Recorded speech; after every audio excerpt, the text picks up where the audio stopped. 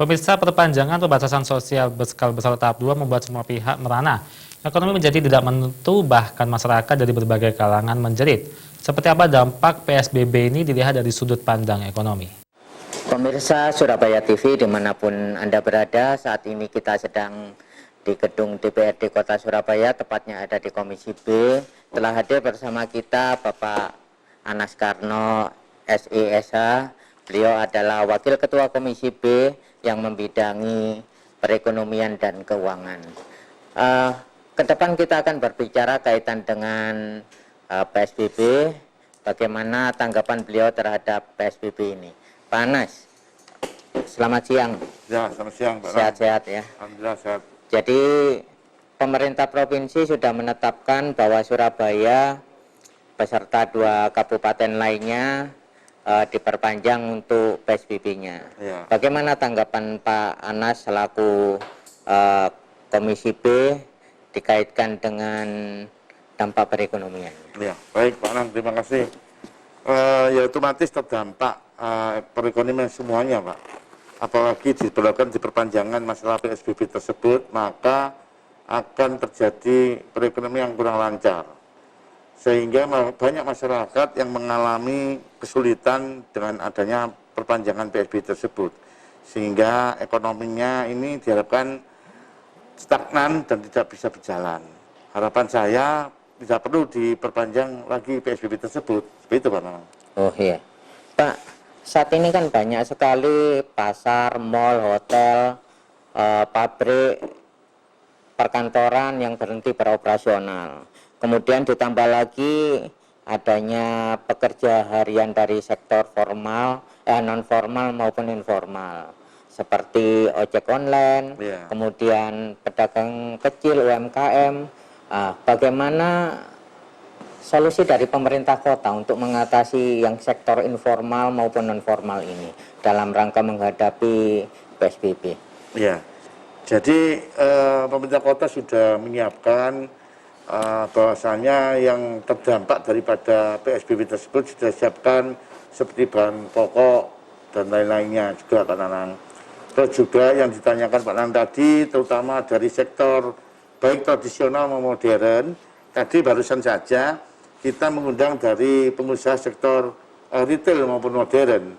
Bahasanya ada Perwali 16 2020, sekarang juga Perwali 2020 tahun 2020, bahwa sektor-sektor tersebut akan bisa berjalan kembali. Tapi harus dilakukanlah dengan protokol kesehatan, seperti itu Pak Nanang. Artinya jangan sampai dalam kondisi COVID ini perekonomian, sektor ekonomi ini akan mati atau berhenti. Diupayakan pada saat COVID pandemi ini sekaligus memperkuat recovery ekonomi, itu Pak Nanang. Ya. Pak, ini kan pemerintah itu kan sudah banyak memberikan bantuan kepada masyarakat di era pandemi COVID-19 ini. Namun seringkali mengalami kendala di lapangan karena pendataan ya Pak. Jadi selain itu banyak program ini yang seringkali tumpang tindih. Ada program BKH, BLT, dan MBR. Bagaimana ini jalan keluar mengatasi masalah tersebut? Mengingat hampir seluruh penduduk kota Surabaya ini kan terdampak oleh corona. Ya, kalau kita berbicara substansinya di pemerintah kota Surabaya, Pak. Kalau kita lihat itu sudah penerapannya cukup bagus oleh pemerintah kota. Yang mana daftar MBR itu sudah dilakukanlah oleh Pak RW, yang mana akan diberikan ke kelurahan sampai tingkat ke dinas sosial. Sehingga data-data yang di situ apabila terjadi double, maka tidak akan bisa Pak Nang. Hanya muncul satu saja. Dan data-data saya rasa Pak RW juga akan turun ke warganya, mana-mana yang perlu diberikan atau dimasukkan menjadi data MBR.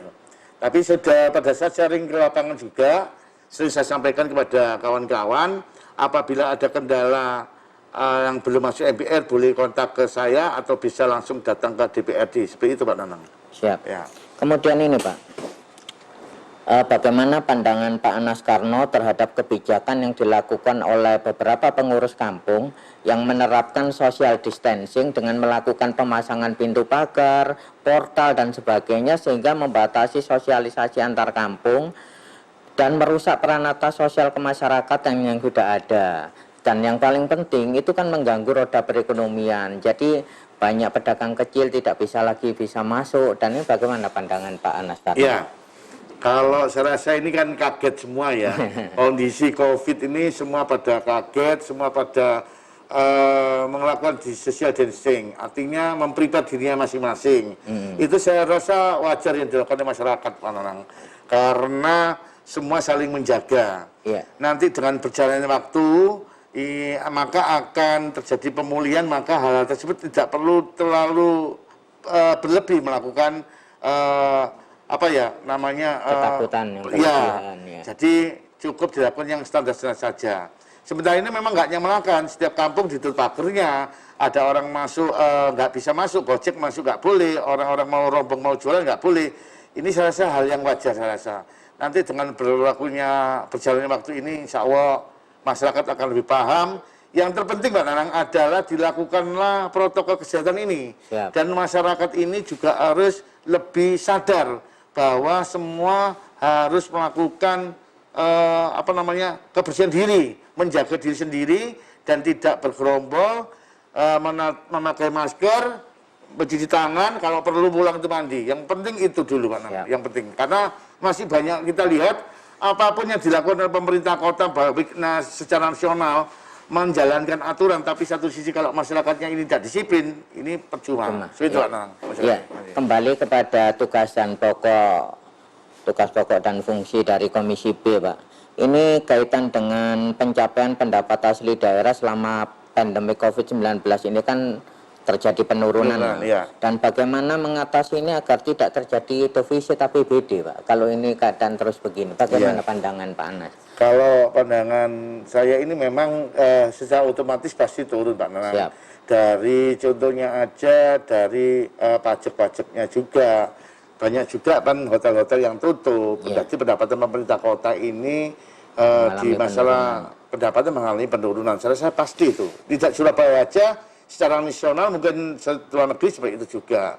Bagaimana caranya ini bisa tetap eksis? Yang sudah sampaikan di awal tadi, bahwasanya tidak harus selektif yang bisnis tersebut seperti tadi baik modern maupun tradisional, tetap meskipun dalam kondisi sulit tetap harus buka menjalankan bisnisnya atau roda perekonomian. Seperti itu Pak Nanang. Ya, pertanyaan terakhir Pak Anas. Sebagai kader PDI Perjuangan, di mana Ketua Umum Megawati Soekarno Putri itu kan menyerukan agar kadernya menjunjung tinggi kebijakan, menangis dan tertawa bersama rakyat.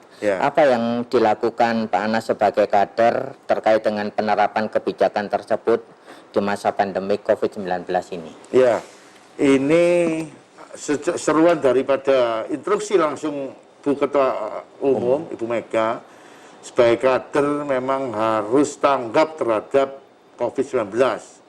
Jadi kawan-kawan kebetulan yang dari Surabaya, dari DPC, dari WAC, ranting maupun kader melakukan bersama-sama untuk melawan COVID.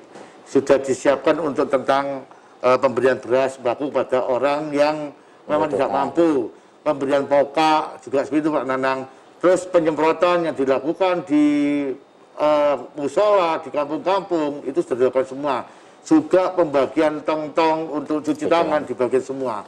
Itu semua dilakukan semua oleh PDI Perjuangan. Bahkan kemarin setiap fraksi diwajibkan untuk membagi nasi kotak seperti itu. Nah, di tempat di UMKM supaya UMKM bisa berjalan pembangunannya gitu.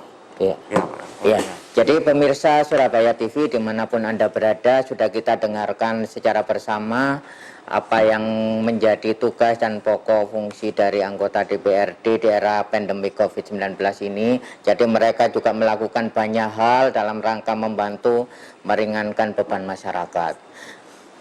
Sekian dulu apa yang menjadi dialog kita pada sore hari ini, dan tetaplah bersama di Surabaya TV di channel 44. Salam Surabaya TV. Terima kasih. Terima kasih Pak.